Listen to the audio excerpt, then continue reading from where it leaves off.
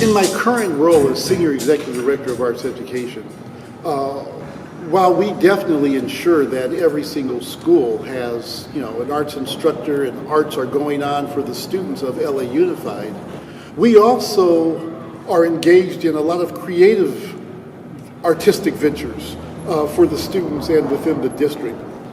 Today is an example of one of those more creative ventures. It's really important for young people to be exposed and aware of the different career pathways that they can engage in, for the rest of their lives. Many of them only see the arts in terms of the celebrities and the performers, but there are literally tens and thousands of careers that exist for young people, whatever their gifts are, their hobbies, their abilities. We're working with HOME, the House of Music and Entertainment. It is my honor and privilege to introduce to you the President and CEO of HOME, House of Music and Entertainment, who has a history of bringing professional artists to schools to speak to young people about career pathways, about what you might decide to do with your future. Let's give a warm round of applause to Dennis.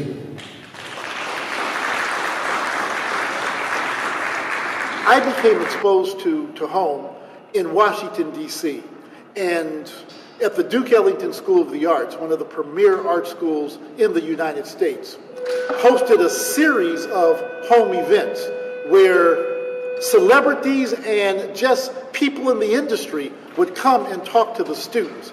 Everyone from Chrisette Michelle and Mario and,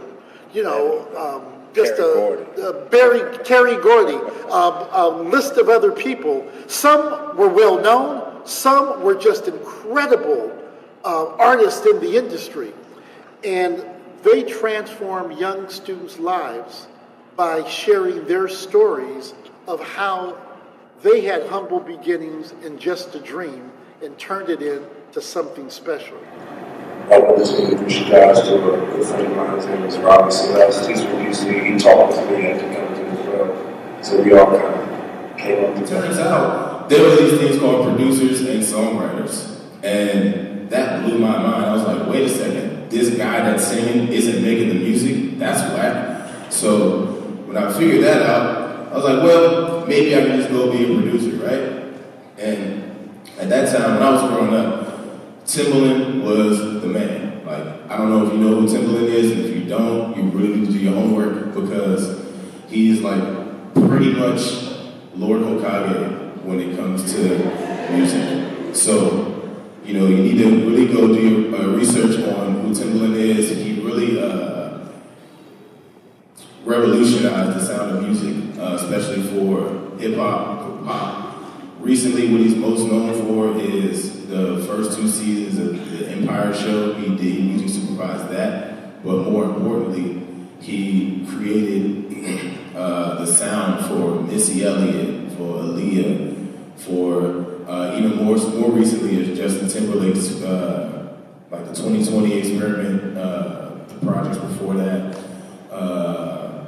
Everything, like, it's a lot of stuff. It's the Jay-Z albums, like, dude's lit. So, in my mind, I said, you know what? I want to be Timbaland. I don't know what I got to do that, but I'm going to be Timbaland. So, I just started, like, making a bunch of just compositions. And a friend of mine, when I was in... I'm going to take questions if you guys have any.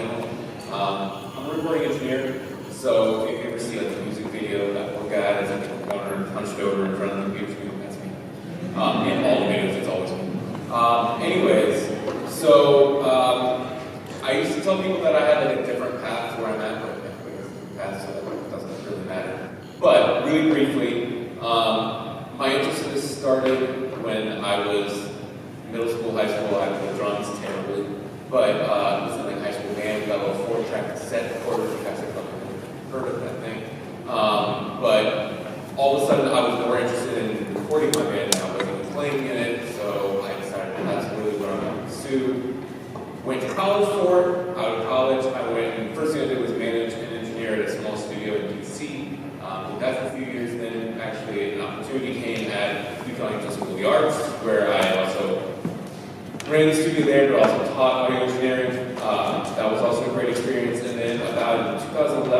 out here, and I've been basically a freelance engineer. When I first moved out here, I actually went to a big studio, and I actually had to start all over. I started as what they call a runner, which means I took out trash, I cleaned bathrooms, I cleaned the studio every night, went and got food orders for everyone. It was terrible. But I did that for a good amount of time, and then I did what they call assisting, which means you do all that, but you're actually in the room, so you're like, you take their food orders, you clean up in the room, but you also help set up the technical equipment. And then after paying my dues doing that, I got some opportunities in engineering, and it's just been that ever since. So the one thing that I really do want to stress, because I'm sure you guys all have, you guys are all band students, right? So you all play music, correct? Okay. So the thing that I want to stress is passion. That it's really important, if you want to pursue this, that you tap into what your passion is and make sure that that's what you're working towards. And it may seem really obvious, like, well, my music is my passion. But no. Music's not just your passion. What about music is your passion? So for me, I don't write music, I don't make beats, I don't, the most I do with producing is I do sometimes what they call vocal producing, where with singers I'll help them kind of get through recording the track when they just need help with some feedback, like, that was a good take, let's get that again, but I don't really suggest harmonies to them, that's not really my thing. The way I'm also taking it is also approaching is like, it's really more of just the fundamentals. It's geared towards high school. Yeah. It's basically the way I taught at Ellington, because I was more like, I taught the fundamentals. I wasn't sitting there like, this is how you make a record, but it was also more than just like, a lot of our other ones are just reference bands, like, this is a microphone, this is a preamp, this is a compressor, this is an EQ. It's more than just that. It's more of just kind of like, because like the biggest thing that I wanted to do with it, which I haven't seen any textbooks do, like audio textbooks, but literally every other textbook had you do it, was like labs. Yeah. Like projects. Like, okay, so at the end of this chapter, you need to go in and you need to do this, and like try, use this skill, and like just the same way as you do at Ellington. I always had like multiple projects I do, and they had a big overarching project, and that's kind of like going to be in the book. So, yeah.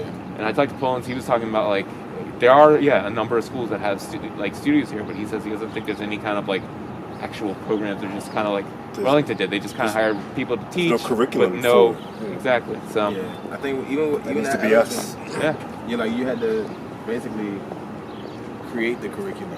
Yeah.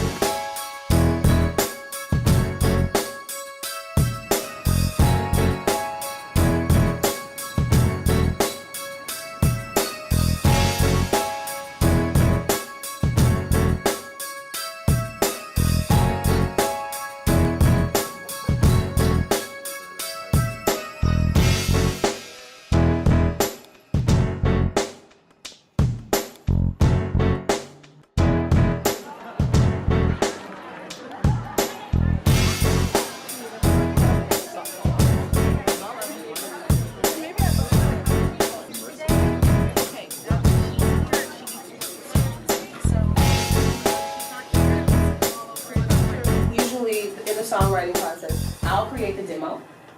I think I still have the demo somewhere, where I sing the vocals so that the artist can actually hear how, the melody and the delivery is supposed to happen, and then you get the finished product. So, there actually are not a lot of artists out there that actually write their own music. You are just seeing the finished product. Dennis spearheaded an event titled Principal of the Day at the famous Duke Ellington School of Performing Arts located in Washington, D.C., where he brought Chrisette Michele, a national recording artist and Grammy Award winner, to serve as honorary principal. He was originally based in Washington, D.C. and Atlanta, Georgia, and is now based in Los Angeles, which is great for Los Angeles because now Dennis has a strong desire to help motivate students achieve their artistic dreams, and we have greater access to have him do things like this for us.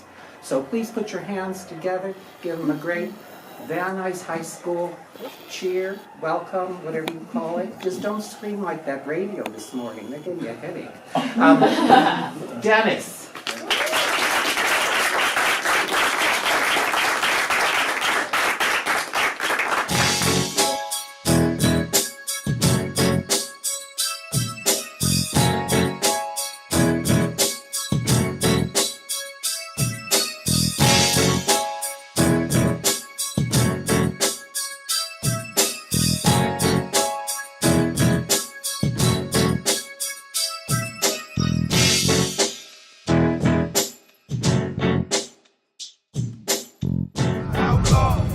Yo, Pac, what up?